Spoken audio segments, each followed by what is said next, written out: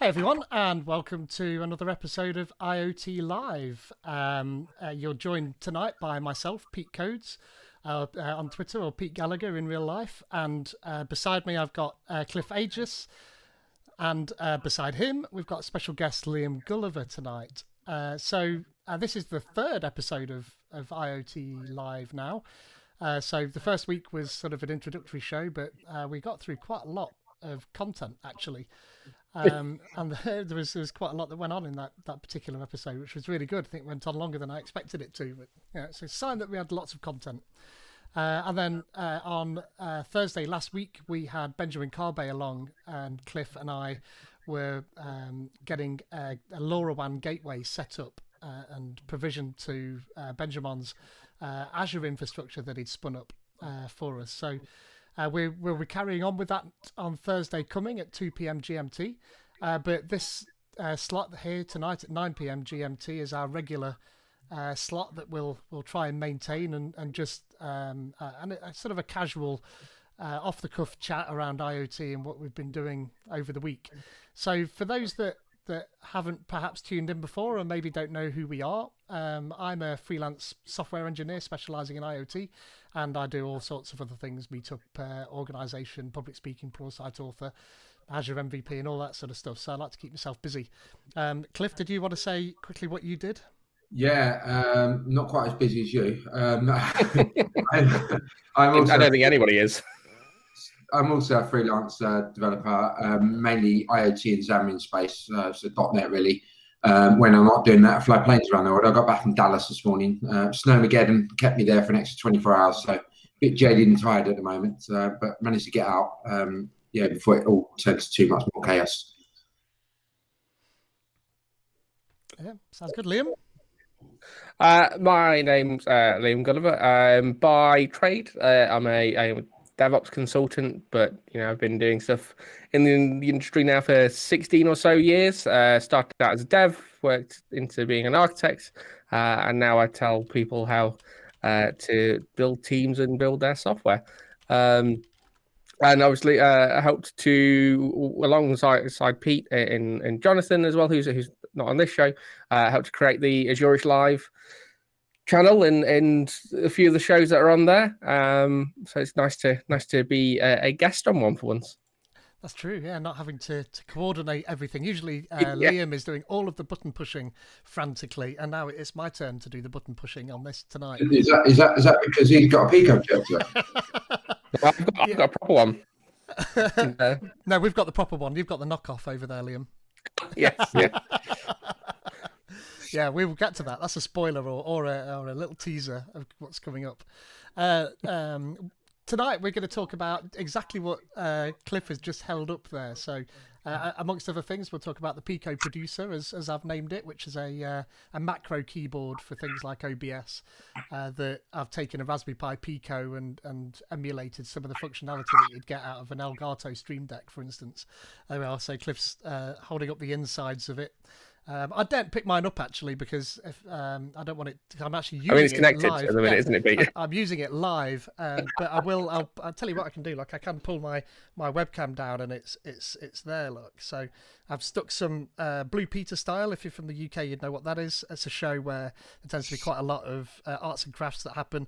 But yeah, Pritt stick and paper. And I've just printed some little decals on the buttons there. They're upside down for you, but it works. It works really well. So you may laugh, Cliff, but it saved me 140 quid. I probably spent like a grand's worth of time doing it, but hey, I learned a lot, and I've given all that to the community. It's all open source, and in fact, if I just let's see, I've been adding.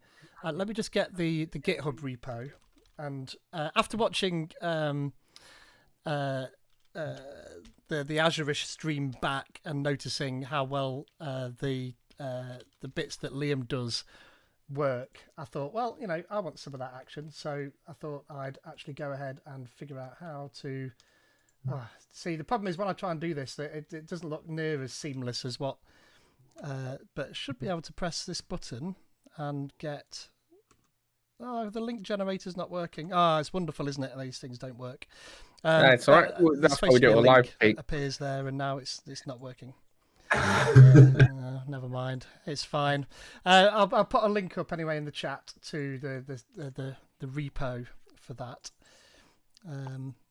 which is just there. So you can go ahead and check that out. I'm not sure why my little hotkeys. Is the latest 3D models on there now, Pete? Ones that have fixed to fit the Pico inside? Because the last one, they're up there now. Yeah, excellent.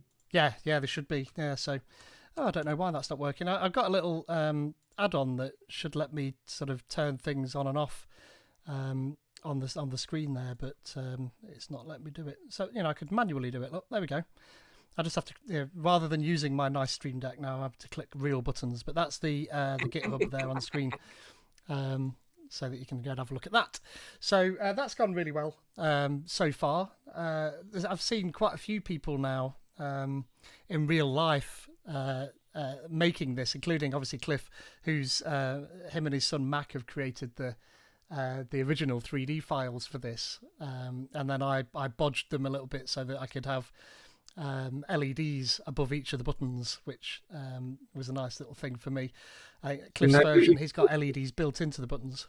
You bought the cheap MX buttons rather than the like the knockoff ones rather than the real ones. Not only are they cheaper, you get 20 for £11, but they've got, if you can see just in the image there, you can see a slot, and that there is where you put an LED. So you get like a little miniature LED, slide it in there, and it all works perfectly. So I've got to mine up. There's some Cherry, because I talked to Pete about this the other day, and you can buy some of the Cherry MX switches that have got the RGB stuff built in as well.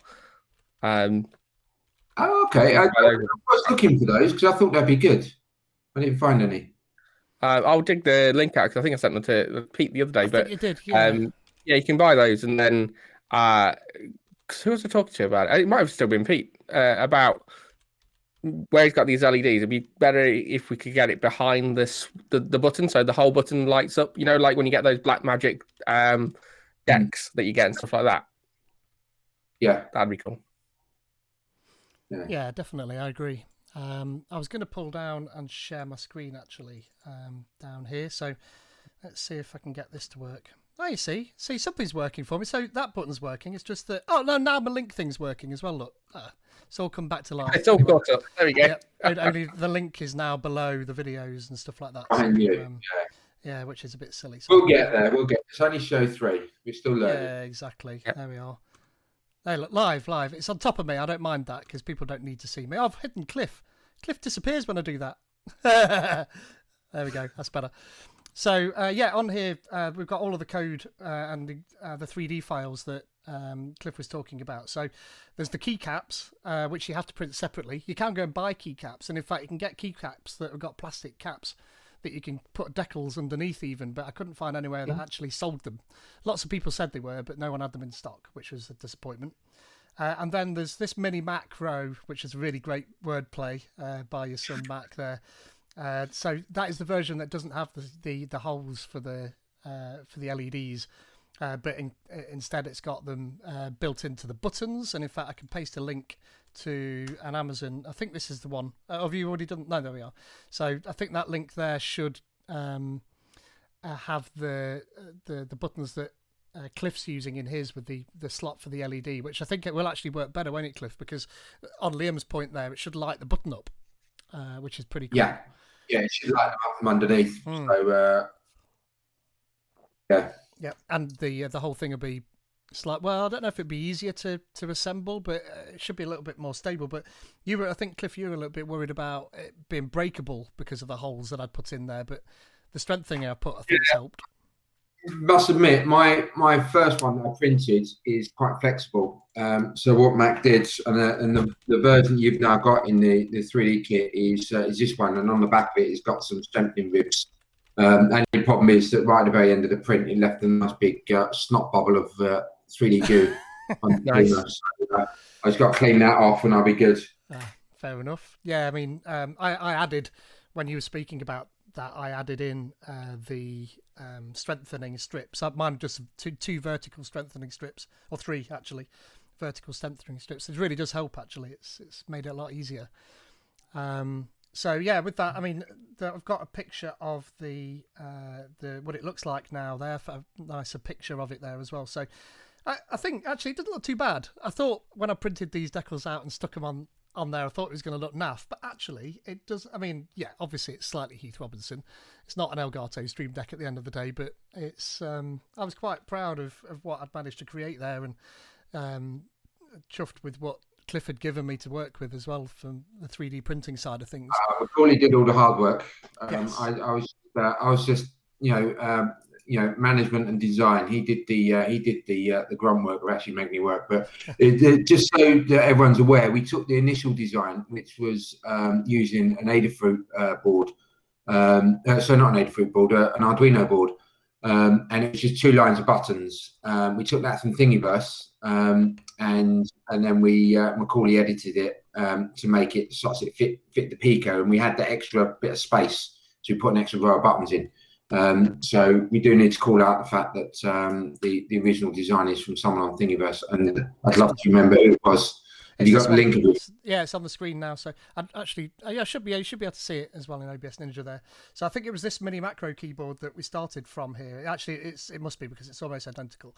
See, this one's got the the plastic keycaps on the top of it, which is cool, and I would like that version, but I couldn't find any of those decalized keycaps anywhere, so I thought I'd print my own. I know Johnny Chips, John Lunn, he's been struggling with getting his to print. John, I think I see you're in the chat there, John. Did you print them upside down like I suggested? Have you tried that with? And I did it with no support, and it worked really well. Interestingly, so it's amazing actually how much you can print horizontally with no support. I was quite surprised actually. Yeah, it says. Yeah, you can normally bridge a fair bit on a 3D printer. Mm-hmm. So yeah, it depends on the material you're using, like the PLA or the PETG or whatever you're using, and the print temperatures. If you're printing and you're trying to bridge a bigger gap, you kind of want the material to be going off as soon as it comes out. So you want it to be slightly less of a temperature, because if you have it too hot, all that will happen is it will just bow down where it sags while it's cooling down. So what you do is you drop the temperature by a few degrees as you run across the bridge, and what it will do is it will solidify a lot quicker as it comes out the hot end. So little tricks to stop it sagging down. So yeah, that's what you can do. If you're getting a lot of brittleness in your prints, I'd check your filament. And the easy way of checking your filament is just get the end of your filament and just bend it in half. If it snaps, then the filament's gone brittle and gone off. And you need to get some more filament, or a little trick you can do is you can normally get away with once, potentially twice, is let it. Yeah, I see, Johnny. You're saying it snaps. The reason it snaps is because it's hygroscopic, so it sucks up moisture from just around the place. Yeah, you can recover it. You can normally get away with it. Half decent material, you can normally, if it's cheap, nasty stuff, then it won't work. But notify management in the household that you're going to use our oven. I'm not the family oven, I should say. Yeah, you're going to use the family oven. She didn't hear me, I don't think, so I won't get hit by a baseball bat and knives. You do the cooking as well. I've seen this, so this is. Yeah, we do share. She cooked tonight though, which is nice.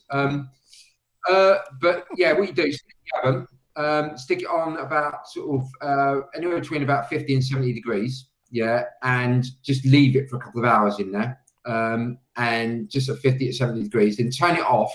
Don't open the door. It's like making cakes. Don't open the doors because they'll sink. And just leave it overnight, cooling down. So I tend to do it in the evening if I have to do it, and then turn it off before I go to bed. And just in the morning, get up and pull it out of the oven, and it's good to go again. The best way to protect your filament is put it into an airtight box. You can get the boxes. I've got a couple of big plastic ones. It was in my workshop, you'd see them. But they're airtight boxes. You can get them for like £10-15 off Amazon, and they'll fit a good 7 or 8 spools of filament in there. And just chuck in some desiccant. Those little desiccant packs you get, or if you don't want to get that, a pack of rice, just pour that in the bottom. That'll do it as well. Yeah, it's a way to look after your filament. If you do leave it out, it'll go off. PLA will probably last a couple of months before it goes off. PETG goes off a bit quicker.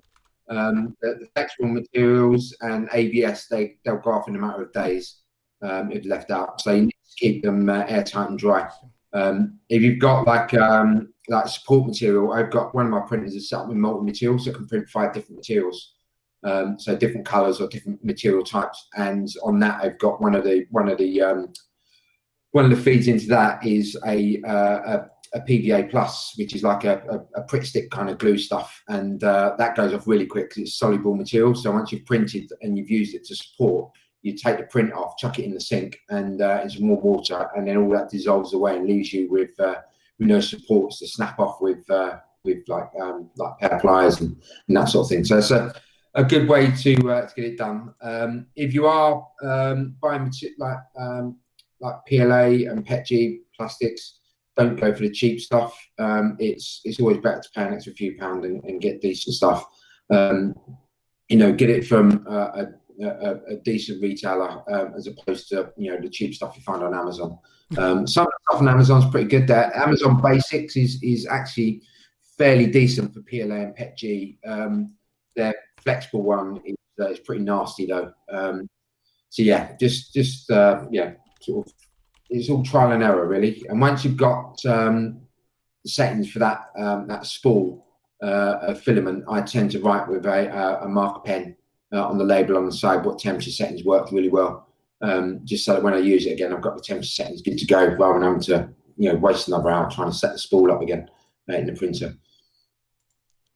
Great stuff. Yeah, I mean, we're going to be carrying on talking about 3D printing tonight, because I don't think we hear enough about that in the IoT world, and I think it's a relatively important part of what it is we do. Certainly for prototyping, I've found it invaluable to be able to just make something and then go, well, it's okay, but I don't really want to leave it as a bare board sitting there. So just that, to be able to make a box for something is quite handy. But obviously you go all the way up to the sort of stuff that you've been doing, Cliff, with 3D printing robot hands and things like that is yeah, that's how handy with it. It's out in the workshop. Yeah. But anyway, this is the same office I was in last week. I moved into the new workshop I built in the garden, which is where I plan to build something special. And I was away in Dallas this weekend, and Mrs. A decided she was going to fix up the office that we're in, because she uses it during the day for her work stuff. So she's given it a lick of paint, and I quite like it actually. It's really nice and cozy in here. So yeah, but the problem is all my stuff's out in the workshop, and it needs all tidy up. I can stream from there. So, but next week I'll be out there, I promise. I like it. So yeah, that's all cool. So yeah, the Pico deck's working still, so that's I'm happy enough with that. Well, just about. It's not 100%. But onwards from that, the reason why we've got Liam on the show tonight is that Liam and I gave a talk around the 3D printed robot arm project that you may have seen out there, and a few people have taken that on board. And in fact, Cliff and myself and Alan O'Neill are currently running a series of workshops for the Microsoft garages across the world, getting people to build this same system. So a robot arm connected to a Raspberry Pi, controlled with .NET and Blazor and Signal R. But we were approached by the British Computing Society. Is that what BCS stands for? The Chartered Institute of IT. Oh, there we are. But BCS or something is who we did it for. So they approached us and asked Liam and I if we could give a talk, and we banged our heads together and decided that we could take the robot arm project and take it to the next level. So I mean, the demo that I give in my talk spins up a Blazor and Signal R app on a PC, and I've got then a firmware app for the robot arm sitting on a Pi, and I can control the robot arm with Blazor and Signal R and Uno as well. Actually, I added to that demo. But Liam suggested then that we could lift and shift that Blazor and Signal R app and actually put it up into Azure, and then expand on that and make it a bit more interactive, and that's what we did. So if I've got some things to get up, but let me just do this. So I'll try and give you a demo, but in the meantime, Liam, did you want to talk about what it was we did for the Azure side of things while I'm on the screen? So I'm sure everybody's kind of seen the demo Pete was talking about previously. And what we did was we rewrote a little bit of it in terms of how it's talking to SignalR, so that we can get real time communication between the app and the robot arm. We didn't really need to change any code for the robot arm. The firmware for that is identical. But what we went and did is we made it so that we could handle multiple people using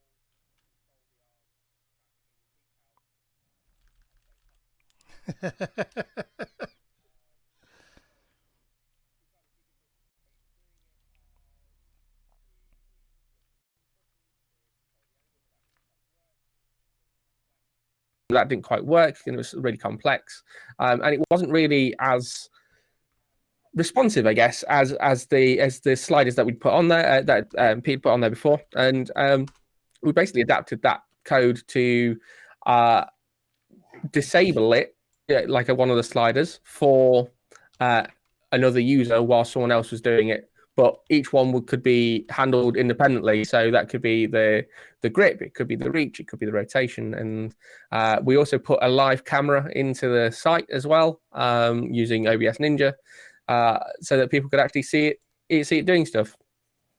And we're already talking about a follow-up talk where we could do even more stuff, either with it or my personal preference, Pete, would be to build a Robot Wars style robot that people can control from Azure instead, because that would be fantastic.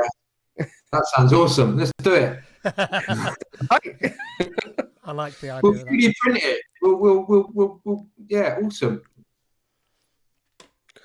One of the other things that we did with it as well is we actually showcased how straightforward it was for us to make changes, and go through like a CI/CD and DevOps approach, where we effectively made changes there and then, pushed them up to GitHub, and had them deploy into the application within a couple of minutes of us making the change, and everybody saw that. And we also changed it so that in the original code, if the app changed, so even if Pete was running it locally and changed the web app, and that restarted for any reason, you'd then have to restart the robot arm. We've changed that so that it now automatically reconnects whenever it loses the connection to SignalR, so there's no rebooting of the IoT device either, which is pretty nifty. We really the problem with only having two servos, because in your workshop you only use two servers, didn't you? Have you gone down the route of doing PWM separately, or software PWM, or software PWM, didn't we? That's right. Yeah, exactly. So I'm just pointing this thing at the various parts now, and I'm just going to start this. So apologies for making you all speak while I was trying to do that, but that's all right. Oh, there we are. So if I switch to screen sharing now, then F11 that as well, Pete. Sorry? F11 that as well. So F11. Then you don't get the URL on top. Oh yeah, that's true. Yeah, well, it's too late now. But I mean, that's the whole point. I was actually going to let people have a go. That was kind of the whole point. I don't mind that, and I'm going to stand it down afterwards. Yeah. So I've had to move this about. The reason why I was taking so long is because I've got my Surface Pro 4 here doing the streaming, and for some reason I think maybe it's a bit overwhelmed having to do another OBS Ninja somewhere else. So what you can see here is I've got this Okio Cam, which is really cool top-down presentation camera. Stu Lowe recommended it on Twitter. Fantastic educator in the IoT space. So that's pointing at the robot arm, and I've also got the robot arm code running on the Raspberry Pi down here. So this Raspberry Pi is connected up to the SignalR chat hub that's running in Azure as a web app. Obviously, there's a SignalR service we could have used, and in fact, we did discuss doing that, but we just ran out of time, didn't we, Liam? So we left. Yeah, we were making changes right up to the 11th hour. We were, exactly, that's right. So this is a Blazor hosted WASM application sitting in a web app up there in Azure. Dead cool, actually. But assuming everything works, you should be able to move these. In fact, it is moving. It's very slow for some reason. Why is Yeah, that, it's updating on my camera end. So not if I updating? start doing the reach, Hold on, I'm just refreshing my page. as well, so now. I'm controlling that from here. I think it's just being a bit slow. So there we are. So the camera is updating. So that's Liam moving the robot from about 6 miles away from me. And the I'm doing camera's the grab updating. from You can see the London. messages that. I'm Are you doing doing it the too, grab AJ? from London. Yeah, I'm in there. There you go. So I mean, I'm gonna put the link in the chat, and I'm gonna leave this on the screen. So all those messages on the right are all the commands we're sending down to the servos. That's pretty much the same code that Pete had before. We've changed it so that the commands that you send don't appear, but you're seeing what other people are sending to it. And you can see now that you're getting those please wait sections on there, which means someone else is using that control. It only blocks it for a second, and it restarts the timer as it updates as well. But you can see that those controls are also being updated. So if I move the rotation, you'll see it refresh on Pete's screen down to like 37 where I put it now. People are trying out the extremities of the. I like it. So the thing with the for grab New is Zealand you need is- to take it yeah. down to about 20 degrees for it to close, and then pretty much anything higher than that will open it. I think it was, wasn't it? Just because we're using the software PWM, and I think from what we were talking about yesterday is because of the .NET library we used for it, the software PWM is not as responsive as an actual servo on a PWM. Yeah, and most of the problem is the fact that the .NET device bindings software PWM doesn't work very well. In fact, if you do software PWM with something like Python on the Pi, it seems to work okay. So I think there's just something needs fixing in that .NET library. So yeah, so that's all working. So I mean, it really does. It's... Sorry, Yeah, it is moving around. Yep. Is that... I've got my finger on it because. Yeah, do you want me to? Sorry, I'll Cliff. put the link in the chat. Just wondering if Still there, Cliff? books. It is. Yeah, I'll put the link. Hold on. Devices. Yep, I'll send the link. One sec. The thing that's really cool whilst you're looking that up is that somebody who's watching right now from So he's doing it in New Zealand. yeah, exactly. So being controlled from New Zealand is fantastic. Yeah, he's doing it from isolation. Maybe this is the solution to doing stuff when you're in isolation. He's too busy The outside link's playing on the Snakes and screen as Ladders well. on the chalkboard. I I'm might have a gonna look at that. I'm going to take this off. I might have some take this ideas off my why it screen doesn't now. work. Yeah, I'll take that off. That's I've got feed for the thought robot. of Pete's code, so I can put that in the chat as well. Actually, just find where it is.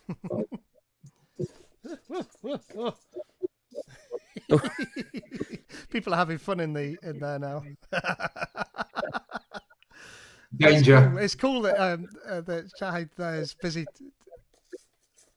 Yeah, there we are. So He's actually I've just controlling put- it from New Zealand, so that's pretty cool. That is pretty cool. I just stuck the link to my fork in the chat as well, because that's where we did the changes to the what we were calling the robot control interface. I think. Yep.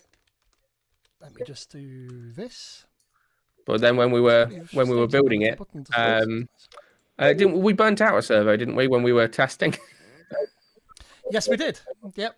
It's here, in fact. So that is the servo that we burnt out. But I mean, these are like, I don't know, £2 for 10. You know, they're that sort of pennies. They're not particularly bad to burn out.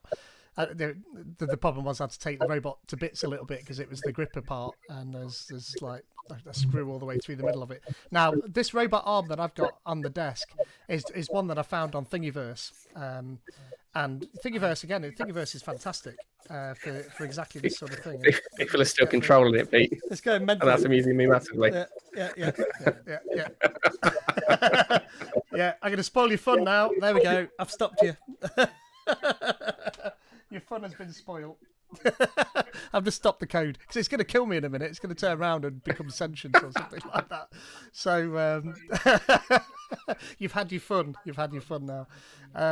But yeah, on Thingiverse, I'll see if I can find the actual ARM there, and I'll put a link up to that as well. But the reason why I'm saying that is that Cliff and his son, again, they've created a fantastic robot arm version for this project that you can snap together dead quick. Do you want to talk about that, Cliff, being as it was your project there? Yeah, it's again, we took something from Thingiverse and like its initial design, but it was still quite clunky to print and had some overhangs and stuff like that in there, and you needed some extra screws and bolts to put it together. So again, I gave it to Macaulay, who's my oldest son. He's a dab hand at 3D design stuff, and said, right, take this and see what you can do with it. And he took it and basically started tinkering and playing with it. And then between the two of us, he'd come back to me with design. It's okay, tweak it there, get rid of this, change that. And he then sort of goes away and comes back with it. And now we've got it down to the fact that there's no screws other than the ones you get with the servo. So you need 2 screws to hold the servo in, and the axle of the servo is the pivot point for the next joint in the robot. So all just, I think there's 3, 6, 9, 12 screws in total, and it's all built and good to go. We even made the holes big enough so that you can, that's it, the easy bot. No, not that one. It was the one we got was slightly different to that. Oh, this is the one that I've built. But yeah. Yeah. Let me see if I can find the one that. It's not the one. Find. Yeah, I have to find the link, and I'll dig it out. And yeah. There's your hand, look. Yeah, Shahid, I do like making smoke generators, especially if they're cheap components and not expensive ones, and it's not the night before. Yeah, there is that. Yeah, exactly. I'm not quite. Yeah, find me the link, Cliff. So I'm not entirely sure which one it was that you did, but I'll dig it out because it will be on my. We don't have on my. Like I say, we don't have an architecture diagram for the cloud resource, but we can throw one together. But in terms of the actual resource we're using Azure, we've just deployed an app service and nothing else. Everything else is inside .NET. Yeah, exactly. It's all pretty cool stuff, actually. It's I think when me and Liam were doing this the other night, it was interesting to take what I'd created further with Liam's input as well, to give it more of the web side of things, because obviously I kind of threw the website on top of the control for the robot just so that I had something to control it with, rather than sort of having to type commands into a console. And so we already had a bit of the web stuff there, but to make it work interactively across the world now, as we've just done, it was the thought process that we went through was pretty cool there. I quite enjoyed that. So yeah, it was. Oh, in fact, did you find that link? I'm just. I think I've got it here. Is this it? Yeah, this is the one here. There we go. There's the. Do you want it in the chat? Yeah. Any way you want. Yeah. I don't know where you can put it in the Twitch. I should be allowed to test it. Yeah, I gave. Yeah, there you go. Excellent. Yeah, I gave Cliff the power earlier to be able to moderate. That design comes with an actuator arm as well. But all we did was we cleaned up a lot of the parts, because when you print this, there's bits you have to glue in place and stuff like this. So what Macaulay did was design those in, so they don't need to be glued in. They're actually part of the arms. So you can see there the design is fairly similar to what we're using in the workshop and what's in the GitHub repo now, but we've modified it such that there's less gluing and fixing of things. It literally off the print bed and it's good to go. So we did things like took the text off side, just so it prints easier and quicker. And there's only one small part that needs a little bit of support on most printers, but that's in the STL files or the 3MF files. If your slicer can, which most slicers should be able to accept now, it will have the support material in the right place where it needs to be. So one thing Pete and I got asked about last night is kind of what sort of real world applications could this kind of thing have? And to be honest, there's lots out there already. What we did is fairly, I guess, rudimentary by comparison. But if you look at things like unmanned aerial vehicles or UCAVs or bomb disposal robots or even remote surgery now, where you've got the tiny robots to do stitching and all sorts for surgery. That stuff already exists, except there'll be tests and stuff like it rather than what we did, which was skip over all of that. But there's already plenty of practical applications of this kind of technology for that real-time communication and remote control. Yeah, exactly. It's quite compelling, actually, the fact that we can do this. So, the one and only TC. In fact, I think that's could probably be my cousin Mark. I'm not sure, but in fact, yeah, no Azure IoT Hub, and I kind of call that out when I'm doing that talk because although IoT Hub's great for ingressing and egressing loads of messages, it's not really meant for real-time control like this. So SignalR is peer-to-peer, so we have a hub in the middle. And then all the clients and the robot arm is one of them, and then that web page is another, all connect to that central hub, and they can send messages and receive messages. So one of the bits of code is that when you are dragging those sliders, it sends a message of which servo you're controlling, whether it's reach or turn or grab or whatever. And then the SignalR hub receives that, and then it sends that message out to say which servo and how far to all the other clients, so that your particular client doesn't receive that message back. So some good flexibility in there. And SignalR gives you the facility to make groups as well. But I mean, you can think of it as like a chat app. That's going to be the demo that you're going to make if you start looking at SignalR. It will be a chat app. And we've done a few things with it. I know on the Azure channel we've made a Git watcher, and we've done some SignalR with that as well, haven't we?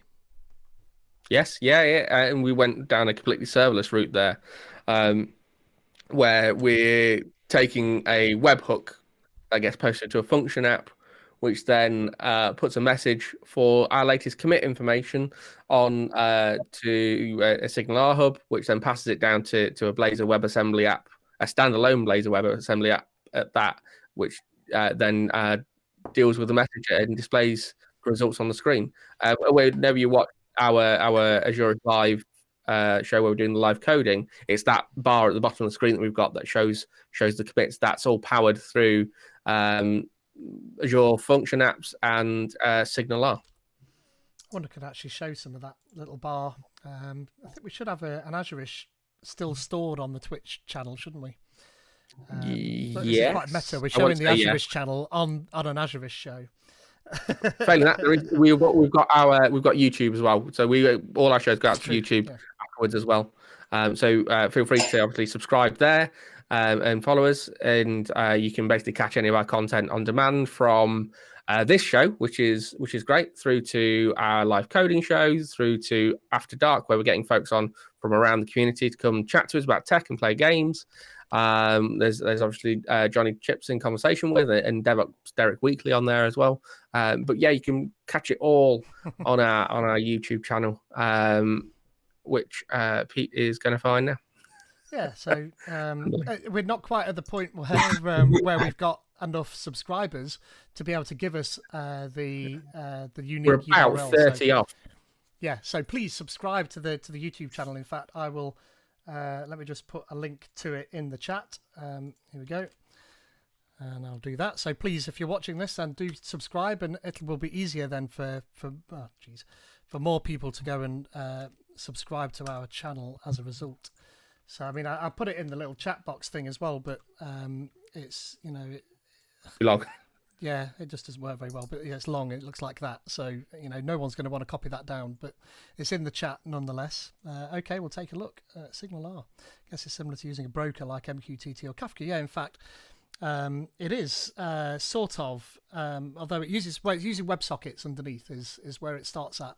What's great about SignalR though is that if you don't support WebSockets, it can drop down to HTTP and long HTTP polling and things like that. So that's going to depend on which browser technology you want to try and use. It's less of a service bus and more of just a message router, really. Yeah, a broker is still a good. Yeah, broker. That's the word I was looking for. Yeah. Oh, there's. Oh, geez, I shouldn't have pressed that button. Yeah. Why is that next on out of Azure-ish Python? Anyway, yeah. So do go. I mean, just as a little plug for the Azure-ish channel, we've got 5 shows on there now or something.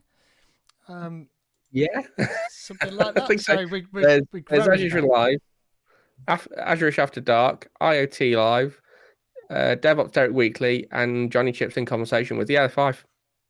Yeah, it's not bad, is it? There at the bottom of that screen, you can just see it. It's grayed out because of the silly YouTube thing, but you can see that there's a little. Are you sharing your screen there, Pete? Oh, am I not? Yeah, Carl, good point. Oh, geez, look at this. If I do that, there we go. And then now, look, it's deciding that it's going to buffer. So, live shows. Right, at the bottom of the screen down here, you can see there's a little area down there, and that information is the latest check-in to one of the Azure-ish repositories, the GitWatcher repository itself, and the little bit of application that we built in Azure to be able to pull that in was SignalR and webhooks, I think, wasn't it? Is it webhooks out of? Yeah. So whenever we set it up with GitHub so that every time a commit gets sent, it pushes a web hook out to our function app, and away we go. Do you know anything about Kafka? Because the one and only's mentioned Kafka in that up there. I know nothing about Kafka at all. Only bits. For the most part, when I've had to use stuff like that, I've largely stuck to things that are native in Azure. And I know you can spin up Kafka in Azure, but for my use cases, if I've had to do anything, Service Bus has been fine, or Event Grid if I've needed it. Or in our case, SignalR service. Yeah, open source stream processing software, which tells me simultaneously lots and nothing. Yeah, I used Event Store in the past as well, which is pretty good. Or I don't think it's that exactly comparable between that and Kafka. So, what's the difference between Kafka and SignalR? So, I'm even doing some learning. Kafka aims to provide streaming data between different platforms. SignalR aims to provide real-time communication between client and server. So, although those two lines actually still sound the same to me. Yeah. So, not entirely sure what the difference is there. I guess one is browser app to that. Yeah. And you don't necessarily need to keep as many secrets, I suppose. Maybe Kafka would be very much overkill, Shahid says as well. So, prefer to use managed services like IoT Hub, Stream Insights, and whatever it's called. Yeah, but again, that sort of service really isn't meant for the control level that we were talking about there. It should be near real time for what we want to do. Imagine, obviously, this is an extrapolation, but if you had like a remote surgery arm that's been developed, you want that to be near real time time as possible. You wouldn't want any queuing system in there whatsoever. It would just need to happen as it happens. So that's kind of what that's for there.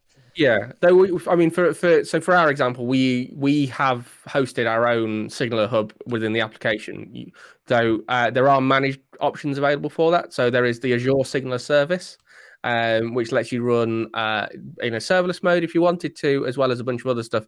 But that's an entire managed service by Microsoft instead, so you don't have to build all your hub code and stuff like that yourself either, if you didn't want to. Yeah, that makes a lot of sense. I can't remember why we didn't. We just didn't. So. Go on, Cliff. Liam, when I've looked at that before, the SignalR as a service is quite expensive. It can be if you're not using the serverless model, which is basically consumption based. So our GitWatcher, for example, we are firing a reasonable amount at it when we're doing our shows, because we basically commit every few minutes at the most. And I think, Pete, our GitWatcher is barely breaking like £1 or £2 a month overall for the whole thing. Have not even looked. But yeah, so here you get messages per day. You get unlimited messages per day, but price per unit per day is 1,200. Now, I'm not quite sure what a unit is, so sometimes these things can be a little bit confusing. But I guess you pay per unit, so you pay one, and you get 1,000. Yeah, I mean, we're not putting that many messages through. I guess for the sort of thing that we were looking for the robot arm, we'd be sending thousands potentially down very quickly.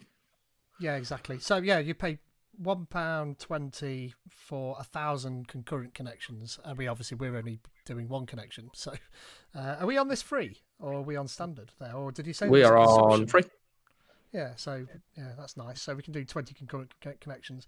We would have almost last night. We would have run out of those with that demo we did for BCS, because there was 70 something people there, and I think there was a good number of them trying to use it at the same time. Something like that, yeah. Like so, each one of those would be a connection.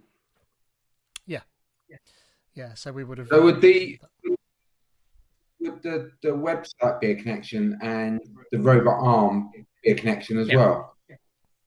Yeah. So right. So I've got it right then. Yeah. Okay. Actually, the code is almost identical between the two. It's just what it does with the messages, but they're both client connections. From there, we were able to copy and paste code between the two pretty much to get the thing to work, and then you just decode the messages differently. Either you move a slider on the screen and wait a second and inhibit it, or you actually move the robot arm. So yeah, once you've got the hub spun up, then it's not particularly difficult. I know for the Azure-ish idea in the SignalR service, we had to do some different things, because you had to spin up an Azure function to do the authentication side for that.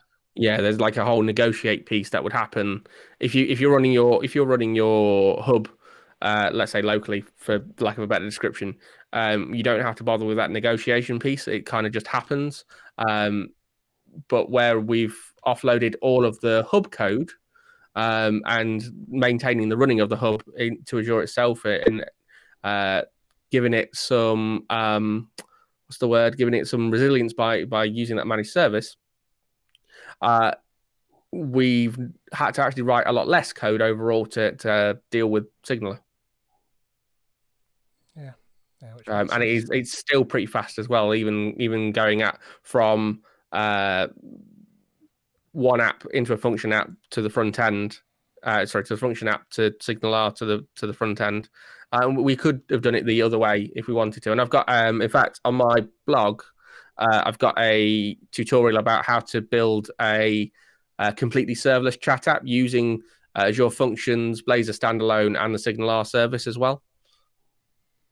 So that you'll get to see that kind of real time.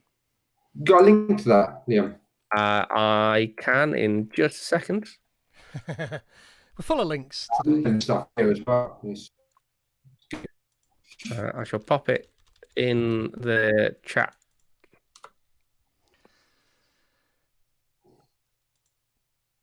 It's nice to see Shahid on here, actually. He's taking a trip all the way over to New Zealand to move his life over there. He's not. Sorry, what was that, Cliff? Come back. Yeah. We're not letting him go. No. I mean, I tried my darndest to not let him go. I mean, we closed the airports. We did everything to try and keep him here. But he found a way out. He escaped. Oh, dear. So, we've got about 10 minutes before the end of the show. So, tell you what I can do, actually. I'm just clicking on that. Yeah, do it. Go on. If you want to share my, hold on, it's I've moved my monitor. So you want to share my screen. I know this is something, Pete, that you've looked at yourself before, haven't you? Yes, this is awesome. Yeah, go ahead and explain. I love this. This is so cool. You might want to zoom in a bit. AstroFire. Well, actually, it was released again today. I've been watching it, and I got a note from them to say it's back open again. So you now can have your kids. You've got to be under 14. So if they're under 14, they can go in and use the trinket here and build their code. And this year's three requirements is they've got to read the humidity from the sensor, and that's dead easy. If I go in, do you want to zoom in a little bit, Cliff? I don't know if you can zoom in a bit. Use the tool to do it instead. There you go. Do that. There you go. So if I use the humidity, so you can read the humidity by you leave these first three lines alone because they're required for the AstroPi to work. And then you read the humidity in by from the sense hat. You just read get humidity, and that too is just how many decimal places it reads it to. You can get the temperature, same way, get temperature, and again, just 2 decimal places. And then show message will show the message text across the screen. So you have to read the humidity, you have to use the LED matrix, and by using the matrix, that's effectively by showing the message. And your program has to run without errors. If you can tick all 3 of those boxes, you can click continue. And as a parent or a group leader like Scouts, Girl Guides, Code Club, Code Dojo, whatever, or even as a parent, you can complete the form. And then what happens is they're going to collect them all up and send them all up to the AstroPi that's currently on the International Space Station. And the other part as well is the fact that your code can't run for more than 30 seconds. Because if it does, then you're stealing time that another child could use. You can have up to 4 people in the group. Everyone has to be under 14. So my kids are going to do this.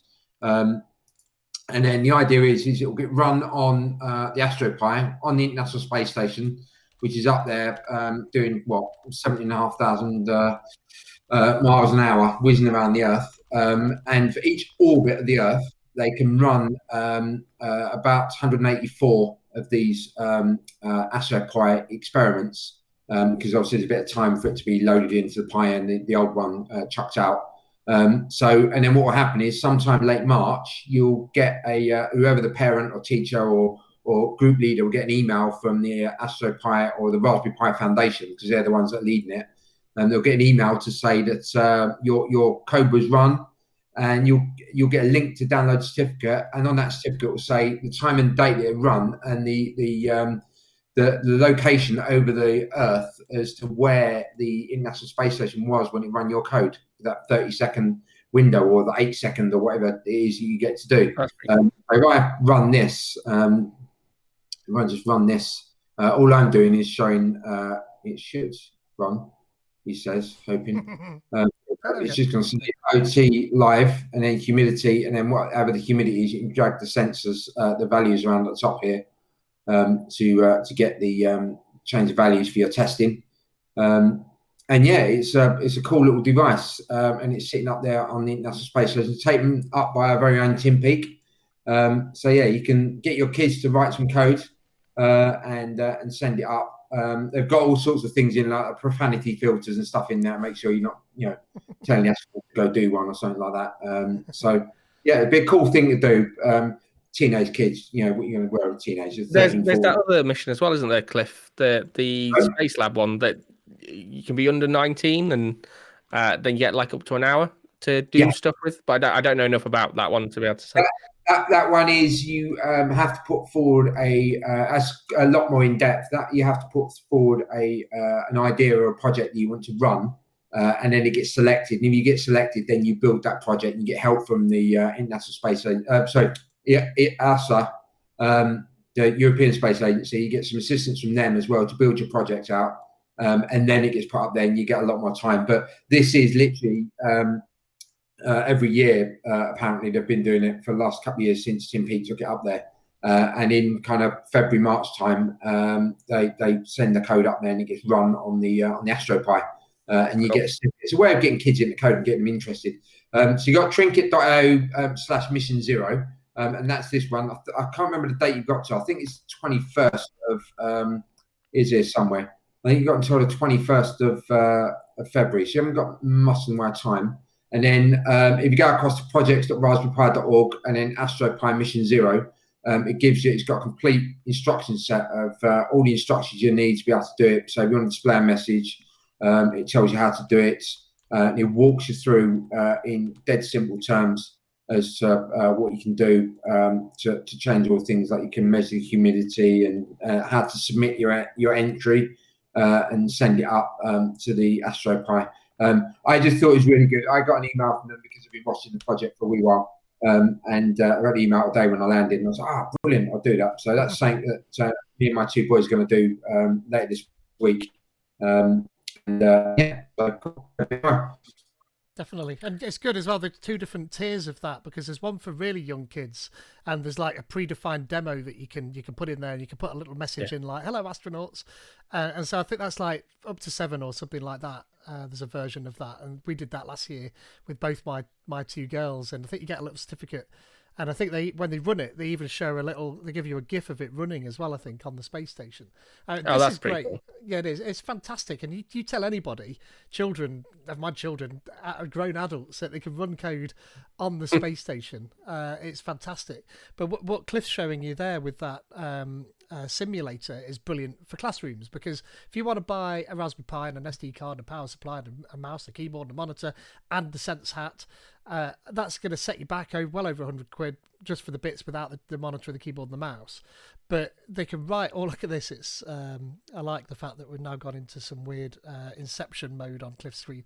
But to be able to do that in the classroom with the simulator means that all of the kids can get involved, and then they can just download that Python code onto a real Pi. So maybe you've only got one of them in the classroom, and then check if it works in real life, and then you can deploy that up onto the space station, perhaps. So it really is pretty cool. I do like that. One thing that's probably, I mean, it's really early days yet, but we've been talking about it for a little while for either a Christmas special for Azure-ish, either this or next or a year in the near future. We want to try and launch some form of IoT device on a small rocket, and then track it with something like Azure Orbital at some point. We're just sort of throwing ideas around for a Christmas special at the moment, but that is by far my favorite thing at the minute. I just don't know the ins and outs of how we can achieve it, but it's something that we're looking at. Yeah, definitely. And Cliff and I, on a flip side of that, we've spoken often recently about the fact that there's some fantastic tools out there to get you into the borders of IoT, and Microbit is a fantastic one. This stuff for the Sense app for the Raspberry Pi is amazing. Tinkercad, that's really good, and you can put a Microbit and an Arduino on the design surface there, and this is all free. But none of it really gives you the internet part of this until you get to something that maybe you're programming in Node or maybe even C or something like that. So I know that Olivier Bloch did a fantastic video there recently about connecting up an Azure IoT, or rather an IoT starter kit to Azure without any code, and it's something like that we're missing. There's a missing step there to go from a block-based language maybe through JavaScript and Python to something that you can connect to Azure without perhaps having to have like a full knowledge of how Azure works. So it's something Cliff and I are speaking about regularly. I'd like to be able to fill that gap. Yeah, I don't know, Pete. I wonder if the future starts to look less like the code we're writing day to day, and more into that kind of logic app type way of working, perhaps, and more and more jobs involve that kind of programming. That's where things like all the power platforms and things have gone, haven't they? You know, it's the sort of thing. My wife works as an accountant, and it's the sort of stuff she uses to automate bits in Excel and in Teams and stuff like that. So they're using the Power Platform and Power BI, and it's just blocks they drag and they connect the blocks together. It's like Lego blocks, and it's quite powerful what you can do with it. It's quite compelling that without being a software engineer, they can pull together reports and data from different data sets, different Excel spreadsheets, munge it all together using this Power Automate, and out comes the results. And it gets it's even got a bit in there where it emails it the team that that means things run. She's not had to write any code. She's dragged blocks around, and you're right, it is going that way. But at the end of the day, someone has to write the code that sits behind each of those blocks. Exactly. Hopefully, fingers crossed, we're not out of work yet until someone comes up with an AI to do it for us. The other thing I wanted to call out as well, just because I was playing with it on the flight last night, and I'm really enjoying playing with it. I'm not sure if you want to share it on the screen. I am already there.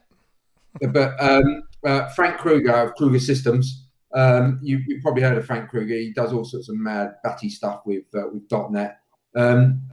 He's got iCircuit 3D. He's had iCircuit for quite a while, which is where you can make like little IoT circuits, and it was always a 2D thing. I've used it for quite a while, but he's now brought out very recently, like literally in the last couple of months, a 3D version, and it is absolutely fantastic. You literally drag like a component on and drop it, and it drops and bounces on the table. And then you connect the wires together. You can see the current running through the wires. You can just about make it out in the the wires there. You can see it's like a dashed line, so you can see which way the current's flowing.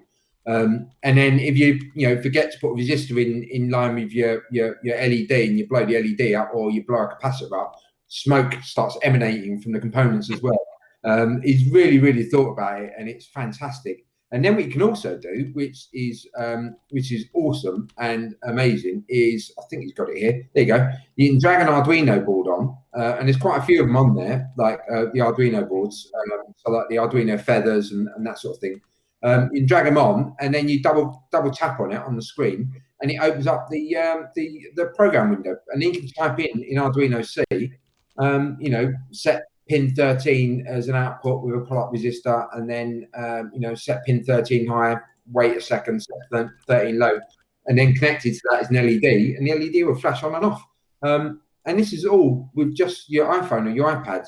Sadly, there's not an Android version, but it's absolutely fantastic. In fact, I can see he's only got 3 ratings. I'm gonna have to give him a rating because it's just too good not to play with. Can't you give him a hand with the Xamarin and get it onto Android? Well, he's quite big into Xamarin. He's written the Xamarin plugin to take your Xamarin code and turn it into for Mac. So that's a lot of his work as well. So he's I'm quite surprised, but he's a Mac addict. So you know what the Mac people like. Well, they live in the world. And they won't touch anything other than Mac, will they? So got the Steve Jobs Kool-Aid, and that's it. It's not cheap. I will say it's not a cheap app, but for the amount of work that's gone into it, once you've played with it, it's actually what, $15 is not a lot. For the amount of work he's put into this, it's absolutely fantastic. It's called a mobile version of Tinkercad, but better. Yeah, and the thing is, because it's 3D, is like actually playing with the components, like picking the component, because you notice that it's like a desk background, so it's like picking the bits up off the desk. You can build little things out of Lego to then like connect. There's one picture here, I think there's a servo, so you can get like the servo arm, connect the Lego to the end of the servo arm and make like a clock. That's what I was tinkering around with. And you got signal generators and batteries, and the batteries go flat. He's thought of everything. It's really good, really great way to spend and waste hours of making and playing with the circuit before you then go on to your favorite IoT store and buy all the components. You can test them out in the real world and see if it works. So you can fiddle with these things and blow them up in virtual reality first, or actually save yourself a fortune.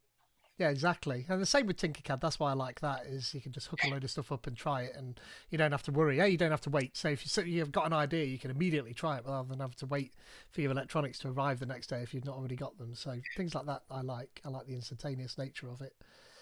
So I see we're already at 10:05, and I feel like I could go on for another hour quite easily. This time has flown. I definitely.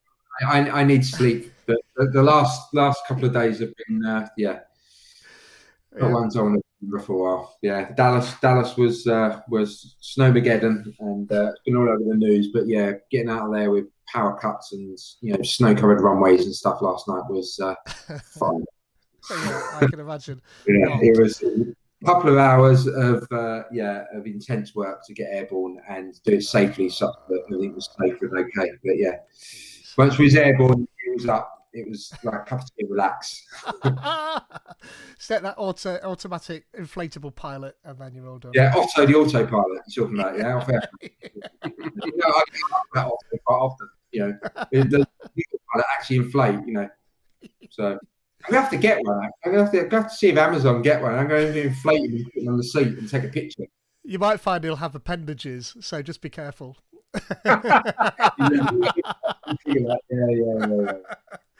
Of course, you and I, Cliff, tomorrow we're doing the garage workshop for the robot arm, and then on Yeah. Thursday we're joined by fabulous Benjamin Carbe again at 2 p.m. GMT on the same channel to do a bit more LoRaWAN goodness.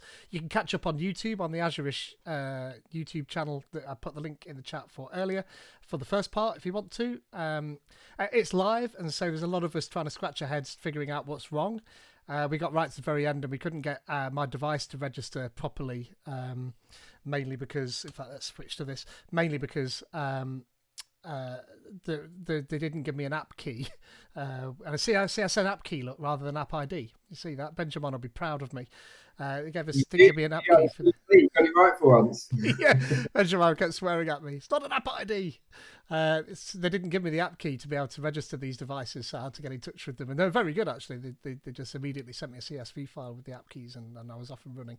But that was after we'd finished. It was literally about 20 minutes after we stopped the show that you had it all running, wasn't it? And yeah. Most of that was talking to them in the chat to get the key. Yeah, exactly. So that's a common theme with shows that Pete and I do. Like we'll be doing stuff, and then we'll have a problem whilst we're doing it live, and then I'll be like, 5 minutes later, I've sorted it. Figure it out. Okay. No pressure now. Exactly that. So I've got two of these devices, and they're here actually. They look like this. So this one here is a temperature and humidity sensor, which is the device that we haven't yet connected. So we're going to connect that first and just show you how we do that now that we know how to do it. And then once we've done that, then we'll start looking at Azure Digital Twins, which is a really interesting area that Microsoft are heavily pushing into. That's a big area of focus for them coming up. The ability to be able to map your entire IoT solution from the 1,000-foot high version all the way down to individual components. So that's great. So 2 p.m. GMT. Tune into that on the Azure-ish channel. We'll be happy to have you along. It'll probably be a couple of hours. The show it was last time, so it'll be well worth getting into. So on that note, I'd like to thank Liam Gulliver for coming along tonight as our special guest. Thank you for having me. We'll most likely have you back when we've made our rocket that we've launched stuff to the moon with. And then I've looked as far as what we need to do legally to launch a rocket. So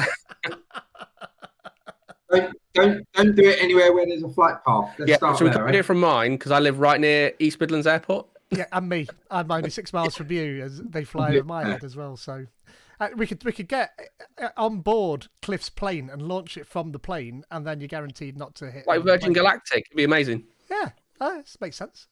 Yeah. I like that idea.